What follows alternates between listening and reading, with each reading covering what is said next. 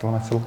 Siz özüňüzü taňyşdyryp ketseňiz, Кайрылман эмнеге Кыргызстанга кайда дүрөлдүңүз эле, Кыргызстанга качан келдиңиz, жарандык алдыңыз беле ошол тууралуу биле берсеңиз.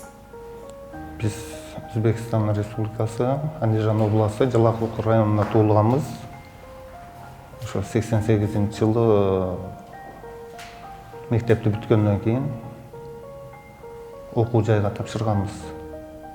Бүт райондон комиссиядан өтүп, военный болом деген ниет бар эле. Ошо бүт комиссиядан өтүп, экзамендер тапшырып, анан Ферганский ошо военный училище бар эле. Ферганский долина. Ошого барып тапшырганбыз. Бүт экзамендерден өткөндөн кийин, туулгандыгым тууралуу күбөлүктү карап туруп, улутуң кыргыз экен деп ошол жерден алынбай калганбыз да. Биз өтпөй калганбыз. Кыргызстанга келүүмдүн себеби ошол болуп калды. Улутум кыргыз болгон үчүн Кыргызстан тарыхатына келишке туура келип калган да. Кайсы жылы келдиңиз ошо Кыргызстанга? Биз 92 келгенбиз. Үй бүлөңүз менен бардыңыз? Жок, 92 бул жака политехке тапшырганбыз. Ал жерде 91-жылы ошо Өзбекстанда Насирдин Исанов колхозунда өзүбүздү колхоздун намына алгандан кийин бул жактан ак үйдөн делегация барып туруп, Өзбекстанда туруп, мына кыргыздын намына силер алып атасыңар. Биз ошонун эсебинен биз жылына 15 баладан бюджетке Кыргызстанда окуу жайларга окутуп беребиз деген контракт түзүлгөн. Бизде анткени ошол колхоздо 4 кыргыз мектеп болгон. Жыл сайын 15 баладан окутуп бермей болушкан. Бул жакка келип тапшыргандан кийин негедир бул жакта баягы ошол убакта 25 орунга 97 бала болуп калганбыз. Бизди мында калтырып, ошнага өткөрөбүз, заочнага калтырабыз деп ошентип 15 баладан 14 баланы отказ кылып койгон. Ошол бойдон биз калып кеткенбиз. Ошондо окуган эмес турбайсызбы? Ошо анан кайра барып Ташкентке барып окуганбыз. Бул жактан атайын письмом менен кайра вузга жиберишкен. Ал жакта да кичине кыргыз группа ачылмыш болуп, анан экзамендер туура эмес болуп калып, ошол бойдон ортодо калып кеткенбиз. Как раз биз баягы союз убагында баягы чачырап аткан кезинде болуп калганбыз да. Кайсы жылы ошо үй бүлөңүздөр менен окуп келип, анан кайра кеттим деп атпайсызбы? Көчүп келдиңиз Кыргызстанда калам деген максат менен. Ошо 92-жылдан бери эле келип кетип, фирмаларды иштеп, келип кетип эле жүрүп, анан толугу менен 2006-жылы үй бүлөм менен тууган уруктар менен көчүп келгенбиз да Кыргызстанга. Жарандык алгансыз Кыргызстанда? Ооба, жарандык 4 жылда араң алдык да. Колубузга ошо араң тийди 4 жылда тапшырып. Мисалы жарандык алуу үчүн ага чейин эмне кылыш керек? Мисалы келдиңиз, мисалы азыркы учурда кайрылмандар келип атат да. Алар эмне кылыш керек жарандык алыш үчүнчү? Азыркы мисалы үчүн келип аткандар ошо чет эл, мисалы үчүн Өзбекстан паспорту менен келип атат.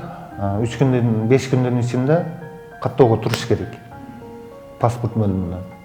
Эгерде улуту кыргыз болсо, керектүү документтерди даярдап туруп, жарандыкка тапшырса боло берет да. Эгерде улуту спорный болсо, мисалы үчүн апасы өзбек же атасы өзбек деп жазылып калгандар бар да, алар сөзсүз кайрылманга тапшырыш керек. Статус кайрылман алыш керек. Андан кийин анан жарандыкка тапшырылыш керек. Жарандык берүүнүн мөөнөтү өзү 6 айда. 6 айдын ичинде көчүп келгенден кийин 6 ай ичинде жарандык бериш керек экен. Ооба, тапшыргандан кийин 6 айдын ичинде президенттин жарлыгы чыгып, паспорт кыргыз жарандык паспортун алса болот. Бирок мына акыркы 2 жыл 3 жылдан бери андай болбой атат да. Туулгандыгы тууралуу күбөлүк менен келгендер, мисалы үчүн азыр 16га чыккан, 18ге чыккан, 30га чыккандар да бар. Кыргызстан жарандыгынын паспортун ала электери бар да. Бул боюнча дагы ошо эч кандай иш жүрө элек. Кыргызстанда аймагында жүргөн бир 10 миң тегерек адам бар экен. Чүй, Бишкек, анан Түштүк регионунда бар экен. Бүт ошолор туулгандыгы тууралуу менен күбөлүк менен азыр же кайрылман статус ала албайт, же жарандык ала албай жүргөн да. Ошол боюнча биз кайрылганбыз. Жылыш барбы ошол маселе боюнча? Мисалы муну чечиле тургандай ошо миграция кызматы аракет кылып атат, бирок мамлекеттик каттоо кызматынан эч кандай мындай кыймыл жок болуп атат да. Ошо кайрылмандар жанагы жарандык ала албай көөлүк менен жүргөндөр, мисалы ооруканаларга кандай айрылат, балдары мисалы жашы жеткендер окууга кандай барат? Больницаларга чет эл жарандары кандай төлөсө төлөмдөрү 1700 сомдон экен роддомго. Чет эл жарандары катар төлөйт. А балдарына туулгандык тууралуу көөлүк ала албайт. Окууга да эми толук баягындай кандай десе болот, сүйлөшүү жолдору менен Окуп атышат, окубай калгандар да бар. окубай калгандар да чыгат арасынан. Бирок сүйлөшүү жолдору менен да өттү. Бул жерде эң көйгөйлүү ошо буга чейинки келип туулгандыгы тууралуу көөлүгү менен калып кеткендер. Же жоготуп алгандар болот. Мисалы үчүн Тажикстандан келдиби?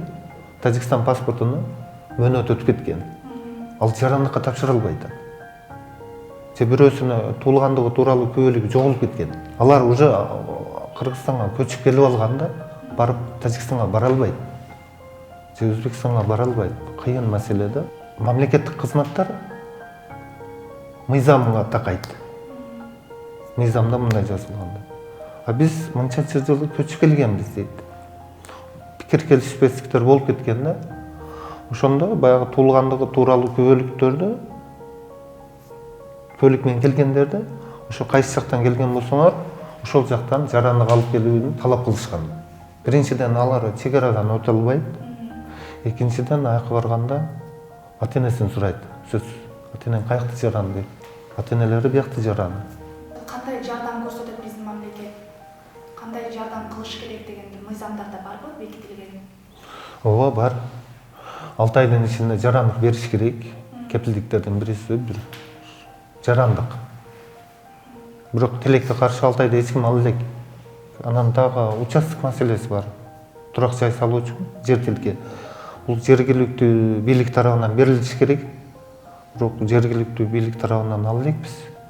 Эч ким ала элек? Эч ким, көпчүлүк ала элек. Бирок мыйзамда бар ушундай жер тилкеси бөлүнүш керек деген. Ооба, бар.